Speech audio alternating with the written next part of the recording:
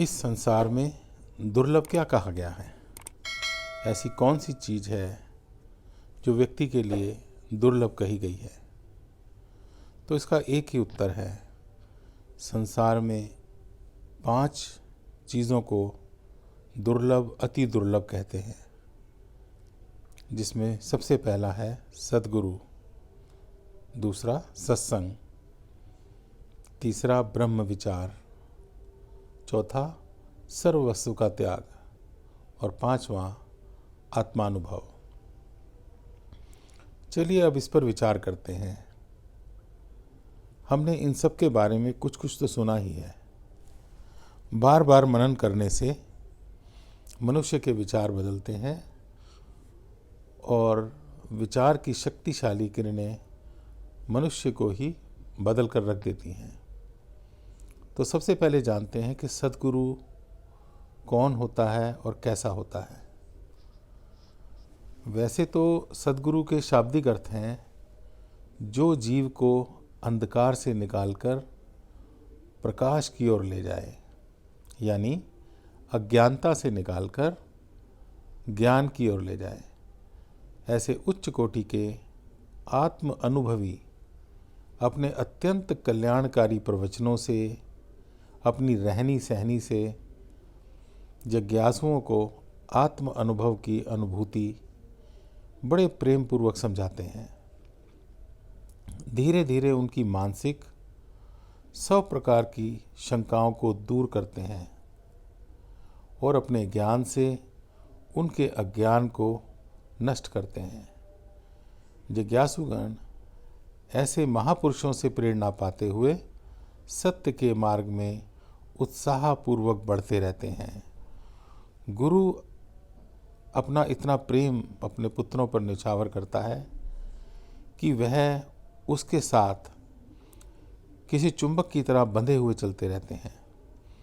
ऐसे अत्यंत आदरणीय और परम पूजनीय महापुरुषों की महिमा किस वाणी से वर्णन की जा सकती है?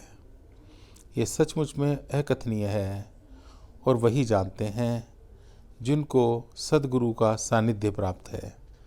फिर भी संत सुंदरदास जी ने बड़े ही सुंदर शब्दों में गुरु की महिमा का वर्णन किया है।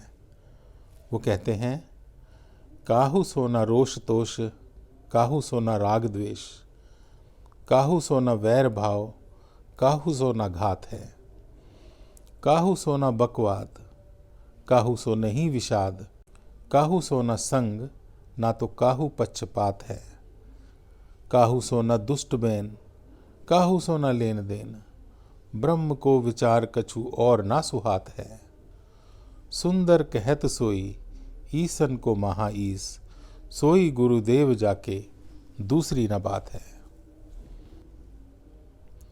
इसी प्रकार से दूसरा सत्संग को कहा गया है। कहते हैं कि कई जन्मों के शुभ संस्कार मिलने पर ही जब वो एक जन्म में उदय होते हैं, तब मनुष्य की राजसिक और तामसिक काली और खोटी वृत्तियां सदा के लिए छूट जाती हैं। अब ऐसे भाग्यशाली मनुष्य में सात्विक वृत्तियों का बोलबाला हो जाता है। भले तथा सज्जन पुरुषों का संग करना ही उनका स्वभाव बन जाता है। जहाँ भले और सज्जन पुरुष होते हैं वो उधर ही खिंचे हुए चले आते हैं, क्योंकि उनके अंदर उनका अंतर्मन भी इसी प्रकार का हो जाता है। फिर संगत की रंगत तो चढ़ती ही है। अच्छी संगत से अच्छे विचार मिलते हैं। बार बार शुभ विचारों के सुनते रहने से उसकी विचार प्रणाली बिल्कुल शुभ तथा कल्याणकारिणी हो जाती है। शुभ मनन तथा शुभ चिंतन करते रहने से मनुष्य अब शुभ कर्मों की तरफ प्रवृत्त होता है।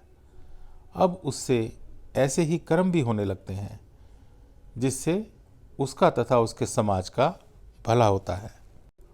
ऐसे सर्वहितकारी कर्मों से ही तो मनुष्य स्थायी सुख को प्राप्त करता है। अब आते हैं ब्रह्म विचार, गुरु का सानिध्य और सत्संग। आगे बढ़कर ब्रह्म विचार की ओर ले जाता है। ब्रह्म विचार का मन में बसना भी कोई बच्चों का खेल नहीं है। निरंतर सत और असत के मनन करते रहने से जीव में सद्भावों की प्रबलता आ जाती है। तब कहीं ब्रह्म विचार का स्वभाव बनने लगता है। इसी ब्रह्म विचार से जीव अपने अहम तथा द्वैत भाव को त्याग कर अपने यथार्थ, अविनाशी तथा सर्वव्यापी स्वरूप को अनुभव करता है। बस इसी एकता को प्राप्त करना ही तो साधक का एकमात्र उद्देश्य होता है। और इसी की प्रेरणा पाकर वो एक दिन सर्वस्व का त्याग करने पर भी राजी हो जाता है। शुभ विचारों के दृढ़ हो जाने से मनुष्य में वैराग्य भाव का उत्पन्न होता है। जगत के पदार्थों की नश्वरता तथा काल की विकरालता को अब वह खूब समझने लगता है, जिसके फलस्वरूप वह अपने मन से सब वस्तुओं का तथा नाम रूपों का मोह निकाल देता है। अब उसकी जरा भर भी कहीं आसक्ति नहीं रहती। इसीलिए कहते हैं, ईश्वर की तरफ जाने वाला शेर की तरह पानी की विपरीत दिशा में जाता है।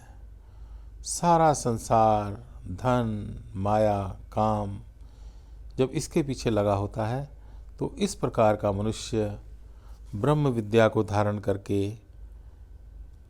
ईश्वर की तरफ बढ़ता हुआ आत्मानुभूति की तरफ अपने को ले जाता है। क्योंकि ब्रह्म विचार के दृढ़ हो जाने से मनुष्य बिल्कुल निर्मोही बन जाता है। अब उसका मन, मल, विक्षेप तथा आवरण को त्याग देता है तथा अपने आनंद स्वरूप को अनुभव करने लगता है। ऐसा उच्च कोटि का अनुभव होना भी अति दुर्लभ है। अब तो वह मस्त अलमस्त हुए झूमता ही रहता है। जब कभी उनकी शुभ तथा पवित्र वाणी खुलती है तो सर्वहितकारी अमृत की वर्षा इस प्रकार होने लगती है। आशिक और माशूक जहाँ, वहाँ शाह वजीरी है बाबा। ना रोना है ना धोना है, ना दर्द असीरी है बाबा। दिन रात बहारें चूल्हे हैं, वो शेष सफीरी है बाबा। जो आशिक हुए सो जाने हैं, यह भेद फकीरी है बाबा। हर आन हंसी, हर आन खुशी, हर वक्त अमीरी है बाबा। जब आशिक मस्त फ़कीर हुए, फिर क्या दिलगिरी है बाबा। कोई जुल्म नहीं, कोई ज़ोर नहीं, कुछ याद नहीं, फरियाद नहीं, कुछ कैद नहीं, कुछ बंद नहीं, कुछ ज़ब्र नहीं, आज़ाद नहीं, शागिर्द नहीं, उस्ताद नहीं, वीरान नहीं, आबाद नहीं। है जितनी बातें दुनिया की, सब भूल गए, कुछ याद नहीं। हर आन हंसी, हर आन खुशी, हर वक्त अमीरी है बाबा। जब आशिक मस्त फ़कीर हुए, फिर क्या दिलगिरी है बाबा।